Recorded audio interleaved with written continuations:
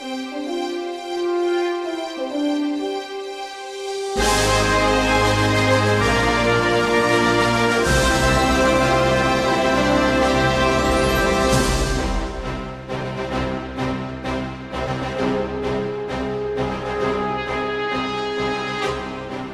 there, and welcome to the Time Machine. I'm Mike.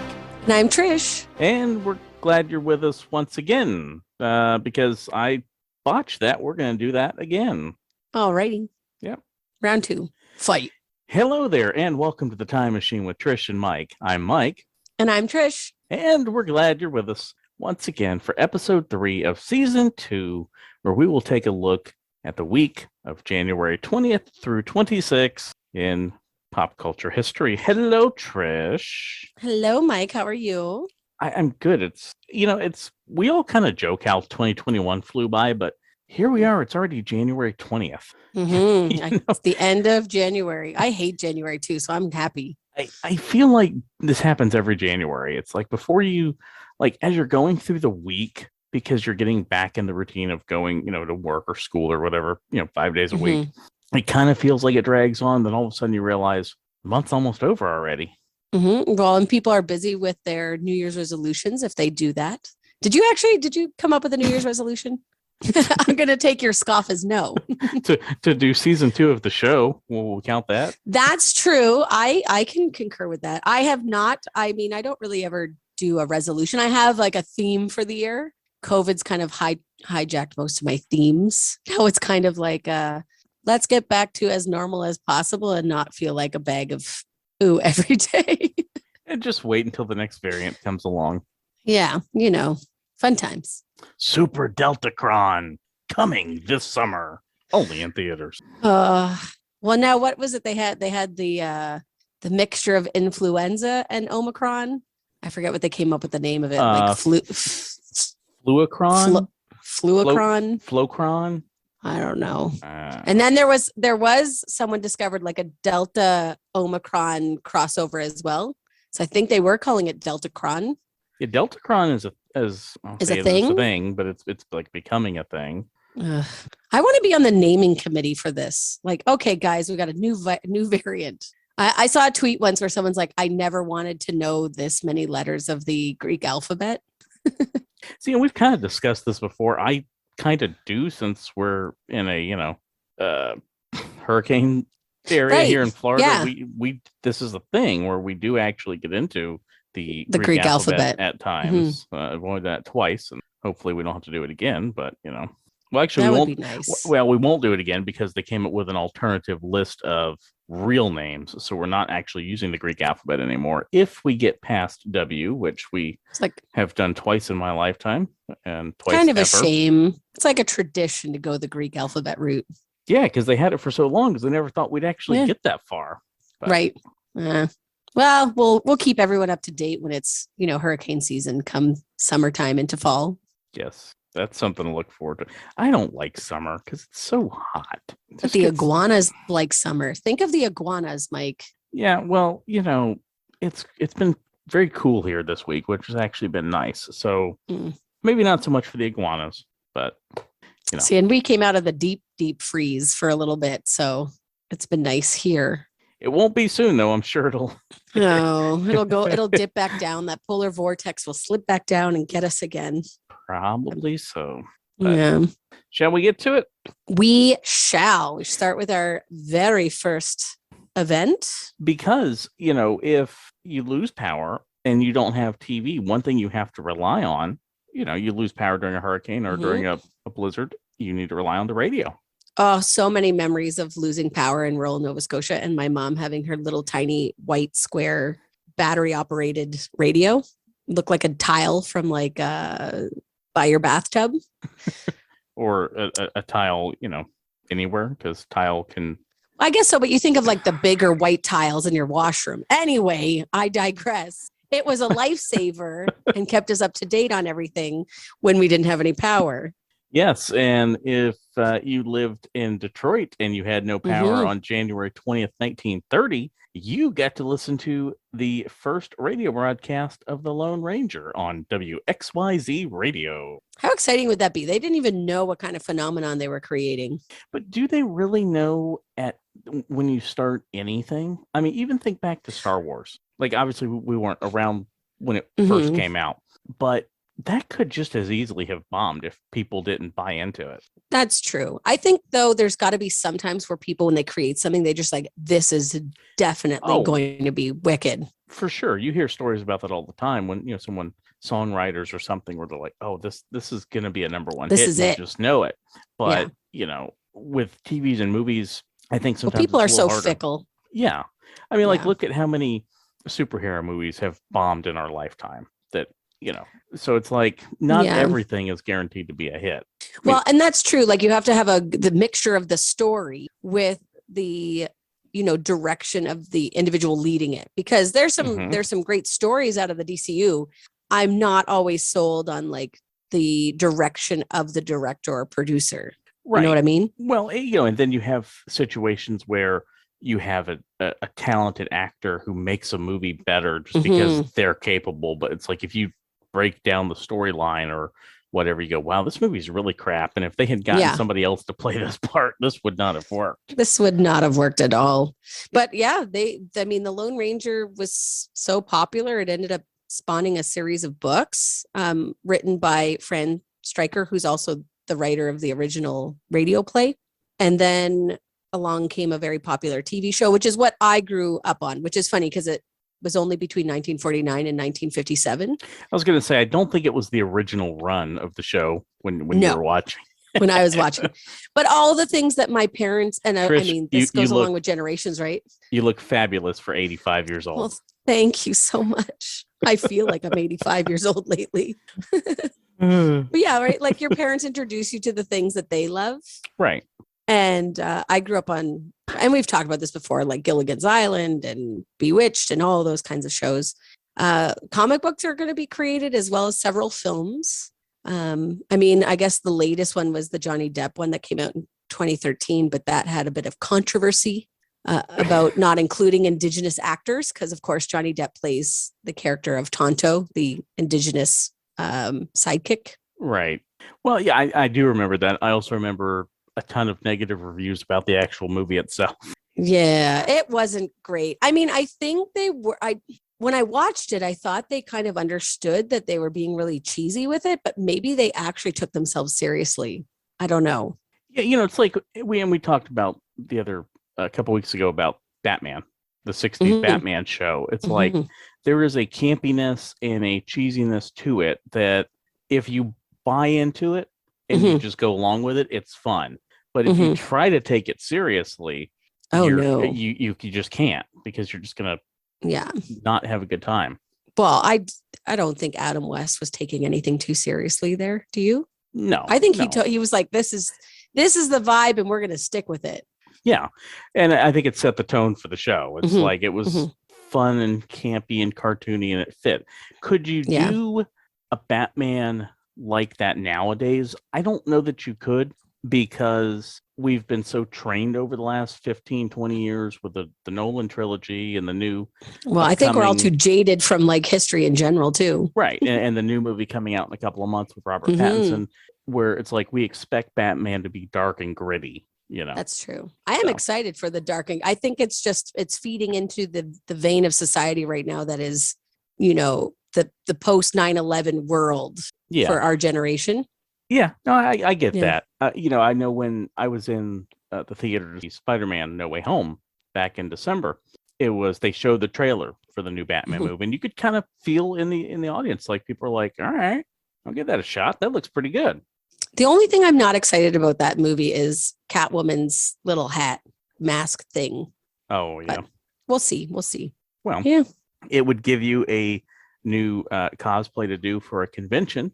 This is true. It would be very comfortable to fit all my hair under a knitted hat like that, rather than my cowl that I do have. Yeah. But speaking of conventions, that leads us into our second story, which is on January 21st, 1972. It's going to be the very first Star Trek fan convention. Yes, it was held at the New York City Statler Hilton Hotel. And, I when we were discussing topics to do for the show, I thought of San Diego Comic-Con. I was like, was this possibly one of the first? Because everybody knows San Diego Comic-Con. That's the biggest Comic-Con. That's the Coca-Cola of Comic-Cons, if you will. Well, that's how I met so many of our friends, was from the San Diego Comic-Con 2018. I started following a bunch of people, and that like led through the web, right?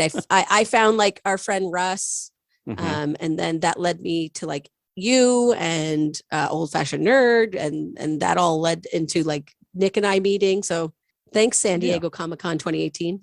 Yeah, thank you, San Diego. Mm-hmm. Stay classy. Anyway, stay classy. A shout out, by the way, to our friend Old Fashioned Nerd. He had a bone graft on his jaw. Dental surgery. Last week. So and that has not been fun for him. But like the nicest person doesn't have to go through that kind of pain. Yuck. Legitimately one of the coolest dudes. Had a great time getting to hang with him at Hallmat back in December. We were I can't wait to hang out with him at some point. But it's really funny. So there's a side project that he's doing. If you follow his stories, you may or may not know about the side project. But I actually invited one of my students for one of his side projects. And I showed him what was going on. And he was like, I was like, yeah, so my friend is doing this thing. And he's like, wait, you're friends with Old Fashioned Nerd? Like my grade 8 student knew who he was. And he's like, he's so cool and he's so nice and you're friends with him? And I'm like, yeah, do I get a little bit of side celebrity status here? You got street cred now. It was super cute. So anyway, Old Fashioned Nerd, you have lots of fans. Yes. Us primarily. But yeah, you were right. Like when we started investigating when these Comic-Cons were happening, San Diego Comic-Con, the very first one wasn't until March 21st, 1970. So it predates the Star Trek one. Yeah. This one came out 2 years later. But does it? Because diehard Star Trek historians dispute this first fan convention. And they claim the first one took place in March 1969. So a year before San Diego's first. Well, I think you could have ended your sentence after diehard Star Trek historians dispute, end of sentence, because much like the Star Wars fans, Star Trek fans will, debate and argue about pretty much they'll everything. Argue anything. Yeah. That one they claim took place in the Newark Public Library, which already you're like, public library. Okay. See, that's when the people will dismiss it. Like, it was Jersey. It doesn't count. People of Jersey will say it will count. Right. People in New York will be offended. That's true. I love that it was organized by the local librarian. So Sherner Comfort Burley. And it was low key, no celebrities, featured a slideshow of Star Trek aliens, skits by fans, and a fan panel. Wow, I can talk. Fan panel to discuss the Star Trek phenomenon. It's kind of interesting that it did all that, because those are things we have even at modern conventions. You have fan panels, you have skits and performances by different groups or whatnot, and you have celebrities. Although we don't have slideshows really so much. I mean, occasionally you might get like a maybe a movie trailer premiere, or maybe if it's a new show, you might get to see like the pilot episode or something. Like I know at MegaCon last year, Stephen Amell was there. They were doing a special screening of the pilot episode for the new show Heels that he did. So you get things like that sometimes. But how great was it when you were in school and you'd come in the room and there'd be the projector? Oh, yeah. You knew that was going to be a great day. It's like, all right, we're not doing work today. It's movie day. But why does it always sound so cheesy when it's like, and fan skits by Star Trek fans? And I'm one of them. Like I prefer Star Trek over Star Wars. I'm sorry. We're still friends. It's okay. I grew up on Star Trek first. Just leave me alone. But when you say like, oh, skits by fans, and I've literally been involved in a cosplay skit at a convention before for Lord of the Rings, but it just seems extra cheesy when it's like Star Trek fan skit. Well, I would like to have seen what they would have been like back then, because, costuming and whatnot. I mean, people were probably, they were doing the best they could with the limited things resources, from scratch, right? Making things from scratch. You didn't have fabric stores all over the place, like a Joann's or Hobby Lobby or somewhere where you could go get a bunch of fabrics, and that sort of thing. So it would be people, I'm sure, were just doing the best they could. That would be cool if we could find some pictures or something from that. Yeah, I'll have to do some investigation and put it up on our on that date on our Instagram page. You could do that, or you could. I will do some sleuthing. You could put it up on TikTok. That's true. Slideshows with music go very well on TikTok. Yes, and you know what song you could even set it to? I'm excited. You could set it to TikTok by Kesha, because on January 22nd, 2010, that was the number one song. I'm floored that maybe I'm just not on this side of TikTok because, of course, everyone talks about the TikTok algorithms, but I have yet to see like a lot of videos actually set to the TikTok song by Kesha. Like they're missing a huge opportunity here if it's not out there. There really is, because everybody's just seeing TikToks with, Dreams by Fleetwood Mac or whatever. Why are there not a ton of TikToks with TikTok? I don't know. I think, Mike, we have to harness into this power. The song.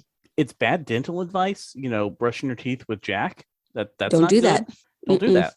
No. But, if you wake up feeling fresh like P. Diddy, that's a good thing, I guess. I did find out where that line came from. So Kesha, and of course now Kesha no longer spells her name with the $. That was the old Kesha. Oh, we've upgraded to an S? Yes. Okay. Is this like when Prince started going by the symbol? And then I think is this like the modern equivalent of that? Well, she went through all that controversy with her, was it her manager or something where there was like sexual assault charges and all kinds of things, right? Very serious stuff. I'm not trying to. Yeah, I think she upgraded. Well, but I think you got to make light of some stuff or else it's just way too dark and not good. Yeah, not on this show. Right? Not on this show. But she explained where she got that original line for the song. She said, one morning I just woke up and she mentioned she lives in this house with I don't know how many roommates. Sounds like a party. And it was the house where the Eagles actually had recorded Hotel California in, which is kind of cool trivia. She said there's a bunch of hippies who come in and out and there are all these people sleeping on the couches. I don't really care. I don't mind. But I wake up one day after we went to a party and I am surrounded by 10 of the most beautiful women you have ever seen. And I'm like P. Diddy. There's no man in the entire world like this. So that became the first line of the new single. And we just went from there. I need to go to this house where you can wake up surrounded by 10 of the most beautiful women in the world. I want to know who these 10 most beautiful women in the world are. Are they single? Kesha, give them my number. I mean, I'll give you my number to give them my number because you don't have my number. But that's right. But you had the number one song on this day 12 years ago. This day 12 years ago. And then I haven't really heard too much other than, obviously the one that came out post court. That was really powerful, but that was a couple years ago already. Yeah, I really haven't seen anything from Kesha in some time, to be honest with you. And I feel bad because I liked a lot of her stuff from the early, 2010. I just didn't, you don't know the story, what's going on behind someone's personal life. Oh, yeah, of course. And it doesn't help the fact that I'm so out of touch with music nowadays. Right. I listen to what I like and that's it. I'm like, oh, there's other songs. If it's came out in the last, I don't know, 5 to 8 years, I probably don't. And all my music is coming from TikTok app now, and you can't trust when those songs are actually released as people are bringing back old songs, right? Right. Yeah, exactly. Mm-hmm. Oh, well. So I don't know. Speaking of things coming back, our next topic here, on January 23rd, 2003, Mythbusters premiered. And they actually, after the show had ended back in 2013, 14, whenever it was, they tried doing it again with a different crew, and it just didn't. It's just not the same. It's like no. If you don't have Adam and Jamie doing the show, no, it just didn't work, in my opinion. I use Mythbusters almost every year of teaching, not in the way people think, because there's lots of things that you could use from all the different episodes, but it's their cold and flu episode. Oh, yes. That I use every year when it gets to this time of year, and particularly now with COVID. Oh, yeah. And I show my students, and that's where they show how far a sneeze can travel and how fast. And they also show the amount of times they say nasal secretions in the episode is kind of, disheartening and gross. But they make an artificial nasal secretion drip. So during a normal cold, this is how much secretions you release. And then they have Adam build a model airplane. And they have it illuminate under a black light, and you see just how far it travels. Oh yeah, just disgusting. Totally. And then I look at my students and I'm like, guys, right now, of course, they only have one desk and no one shares their desk because of COVID protocols. But before, when I would have, 5 classes of 36 kids and they're all rotating out of my classroom, I would look at them and I'd be like, you are one of 6 people that sit at that desk. And you can just see them like horrified and they bring their hands up to their chest and they just don't want to touch anything. It's great. Yeah. Well, in that episode, they also have the dinner party. Yeah. Oh, ugh. And you see how, like, passing the dish around the table, everybody's using the spoon and that sort of thing, how stuff can spread. And you look at that and you go, well, geez, no wonder COVID keeps being a thing. Yeah. And you realize how easy it is because, of course, they do it twice. Once where it's just a normal party and once where they're like, I will actively keep my germs to myself. Right. And it really doesn't spread. As somebody that uses sanitizer and stuff even before COVID, I'm like, oh yeah, this needs to be required viewing. Like, put this on every channel one night for the entire country to watch. Make it like a presidential speech or something. Be like, this is real science. Right. Stay away great from show. me. Yes. So entertaining. So knowledgeable. A good show. I've got to meet him, Adam. Yeah, you Savage. actually have a story about Adam Savage. Yeah. So I'm at MegaCon last year and I'm in the going to do my photo op with Michael Rooker. And literally I'm the next person to step up. So for those I think most people listening to this show probably have been to a Comic-Con and have done like a photo op with a celebrity, but they tend to be very quick. So you don't really have a lot of time. Shockingly so. Yeah. Sometimes you blink and you're done.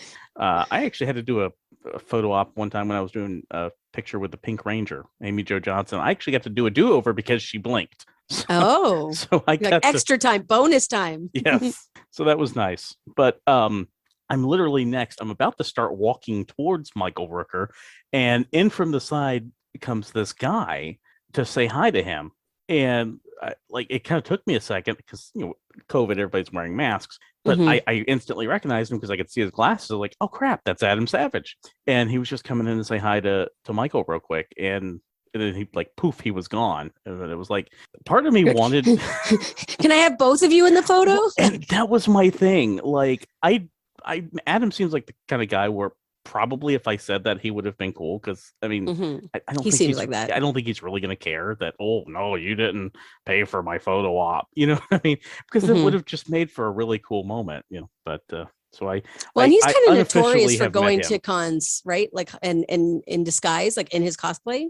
Yeah. So he'll go, take some time and walk around the convention, wearing stuff. If you go to his YouTube channel, Tested, you'll see him making some of his costumes and him dressing up. Like, I know he's done a NASA astronaut. He's done Chewbacca. He's done, several characters. And he doesn't last long because people recognize him. Especially, it's funny because even with Chewbacca, he's like, how do people know it was me? So. They have sixth sense. And you have a friend who has a really awesome Jamie cosplay. Yeah. One of my besties, Cody, at Captain Cody Vines on Instagram. If you go back a ways, you'll see pictures of him.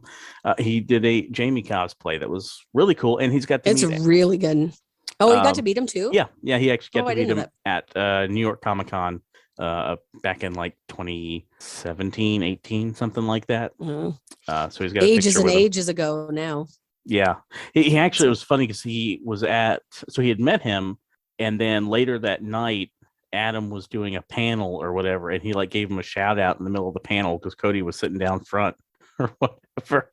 Oh, cool. Oh, yeah, that was cool. And then Cody got to meet him again this year because Adam was at MegaCon. Yeah, nice. Yeah, nice guy. I never did. They did have what was it? It was Tori and I'm forgetting. What was the girl's name? Carrie Byron. Carrie, thank you. Tori and Carrie actually came to the U of A, the University of Alberta, for the engineering department. And I was like, sweet, I'm going to get tickets. But it was only for the engineering department. If you were involved in, I was in the ed department, you couldn't buy tickets. I'm like, that is bull. I am all about science too. Right? I mean, I guess I get that you got to kind of limit it. But I mean, come on. That would have been cool. Silly engineers. Anyway, I had a bunch of them in my ed degree because they people that found the program too stressful would become math teachers. So They're like, this degree is like so much chiller. Like, yeah, that degree is fairly chill until you actually get in the classroom, and then it's just like chaos. But speaking of chaos, this is a hard turn, man. it's a hard turn, but we'll make it brief. How about that? So we don't linger on it. January 24th, 1995, the Oj Simpson trial begins. Yeah.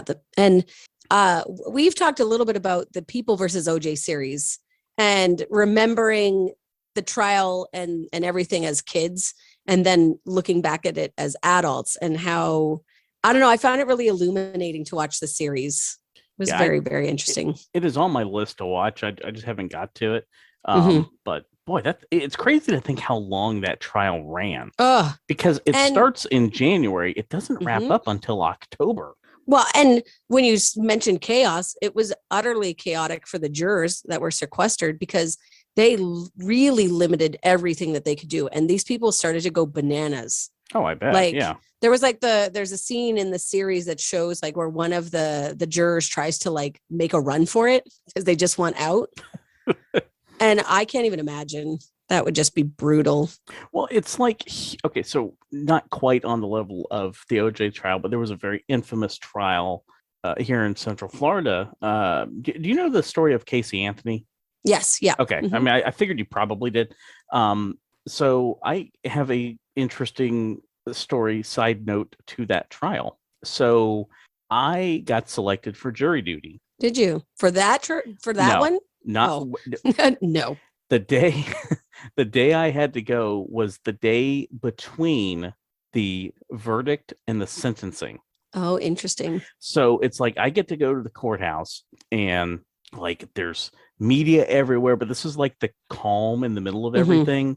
Nobody's out there protesting. Nobody's out there, whatever. But it's like I'm eating lunch outside the courthouse. I'm looking across the street, and at the time there was like an open lot, like an open grassy lot where you could see that's where all the media were all set up. So they had their tents with their cameras, and the people, like I'm literally seeing people from local and national news walking around as I'm eating lunch. So that was kind of cool. A lot of people, got invested in that trial. But the OJ trial, do you know how many people watched the verdict in October? Oh, I can't even remember. I know it was like a ton. You're going to tell me an astronomical number.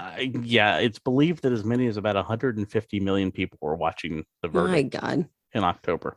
But it all began January 24th, 1995. Speaking of something else that a lot of people watch, I was that we can move on. That's nicer. It would have been fitting if 101 million people watched it. That would have been true, because 101 Dalmatians is released in theaters January 25th, 1961. And actually, there's over 6 million spots in the movie, because of course it's older Disney, it's hand drawn. Can you imagine drawing all these spots? Do you know how many the parents have though? Probably not quite 6 million each. Not 6 million I'm just thinking of all the continuity that you'd have to have between the dogs to try to separate them. Because you'd have to make them all look like they have to be their own individual dogs, and you have to make sure you remember where the spots go on those special dogs. Right. That's why some of the dogs don't get as much screen time. Right. Yeah. Especially for in 1961 to do this. Now with a computer, you could probably, kind of draw them once and then just, CGI render and model and move it however you want. It'd be a lot easier. But well, and I wonder how many of the artists, they were going to bed and they closed their eyes, just like saw spots everywhere they looked. But probably to this day, they still see spots from this nightmares. Well, Pongo, the dad, has 72 spots, and Perdita, the mom, has 68 spots, and all the rest of the spots belong to the puppies. So like 5,999,900 900 or 847 or whatever. Someone do the math. Divide by 101. 101. Oh, yeah. Well, no. What? Or divided by 90. Yeah, 99. Hold on. 99 problems, but a dog is not one of them. I was gonna say a dog ain't one of them. Neither one of us have a dog. Although my girls just got a dog at their dad's house, and he is so cute. He's a German Shepherd. I forget what they said the other dog was. Anyway, it's a mix. He's super cute. His original name was Twister, and they Adriana decided that she wanted to call him Bruno. Do you want to know why? Well, I'm assuming it's not from the Sacha Baron Cohen movie, because I would like to think you've not shown her that. But no. I think you can guess that it is definitely from Encanto, the new Disney movie. But we were sitting around the kitchen table and I said, oh, like if your dad and stepmom get this dog, and like, what do you think you guys would call it? And Julia right away was like, I'm going to call it Rocky after Rockstar. I'm like, okay, Adriana, let's shoot your shot. And she's like, I think we should call him Bruno. That way, when people come over and they ask me about my dog, I can say, we don't talk about Bruno. So that was pretty cute. What is your favorite dog, by the way? Are you even a dog person? I should ask that. No, I love dogs. Some people are cat people. No, I'm definitely a dog person. Me too. I don't have one. Dogs. This sounds terrible. Dogs and kids to me are similar in that, like, I have friends. They're a lot of work. Right, they're a lot of work. I can play with your dog. I can play with your kids. I can, whatever. But after a few hours, I get to leave. I don't have to walk it. I don't have to feed it. I don't have to bathe it. I don't have to do any of that stuff. So I just get to have the fun and leave. So, but no, I love dogs. Pugs to me are really cool. Like if I was going to get a dog, I'd probably want to get a pug just because they're like me. They're fat and lazy and just want to sit there. Hey, yeah. But they only get those positive eyes. Self-talk. They're so cute, but they have so many veterinarian issues, like breathing issues with their little pushed-in noses. Yeah, they do. I have a friend who has 2, and she's like, if you want to waste your money, get a pug. It's like, okay. But I mean, dogs in general are like a waste. I mean, they cost. It's not necessarily a waste if you're willing to spend the money on them. But I love the fact that the first night they had Bruno, he could like stick his little head between the fence, because we have a fence between our houses now with a gate that Andrew's installed. And I was like, oh, Bruno, you can come check and come to see Auntie Trish anytime. But like, you can go home and be the other people's problem. You can visit Auntie Trish, but like, don't poop in my house. That's right. Yeah. Well, there's and then I had a Shepherd Chow mix that was like the dog we had when I was growing up. Yeah. Actually, my favorite dog is partially a Chow, because there's a breed that's recognized by the American and Canadian Kennel Club that's called the Eraser, and it is 2 types of Spitz and Chow Chow mixed. It's so cute. You got to Google it. It's like EURAISER, Eraser, maybe with a Z. I have to double check. I knew a breeder in my hometown. These dogs are so cute. Just throw it in Google. It'll be close enough. You'll be able to find the right. I should actually. I have Google. I was really speaking to the listeners, but yeah, that I can do it. You could do it too. It's okay. So EURASIER. They're going with the European, not American, because American would have a Z. Sounds like that could be a background character in like the Phantom of the Opera. It's true. And if leads us to the next story. If only Andrew Lloyd Webber had that idea for January 26, 1980. Of course, well, actually, it would have already been a thing, because January 26, 1988 is when Phantom of the Opera opens on Broadway. Of course, it had been over in London for a couple of years prior to that. But that is a show that it's crazy to think that a show has now ran for 24 years. No, 34 years. Of course, I mean, COVID kind of stopped it for a while, but that show has ran for a long time on Broadway. Yeah, and I have not watched the movie. I know the story, I know the premise, but I really should, because it is definitely a classic. Like I've heard versions of it in like when you have musical kind of potpourri nights where you have like a song from a couple of different musicals. But you actually have a cosplay for Phantom. Yeah, I did a Phantom of the Opera cosplay actually several years ago. It's one of those like, okay, so I don't mind wearing suits, like, because the Phantom, is basically wearing a tuxedo. I'm okay with that. It was like, what really got me was actually wearing the mask part. And this is pre-COVID, because it was like, I've got this plastic face mask on like half my head, and I'm using the hat to kind of help keep it. If only you could see me right now, as Trish is like dying on Zoom looking at me doing this. I'll just take a screenshot. I'm using the hat to try to, help. And I had a wire that went around the back of my head to hold it on, but it's just like half my face is just sweating, all day. You know what I mean? So it's just, that would not be good. You're like, you had some mega sympathy for the Phantom. Yes, I did. And it's the longest running show on Broadway, been performed over 13,000 times. It's incredible. It's got to be really fun. There's got to be a really interesting energy when you are performing in a musical that has this much staying power. Yeah, I would for sure. Mhm. I would think so. I mean, especially something that's so iconic that people know. Yeah.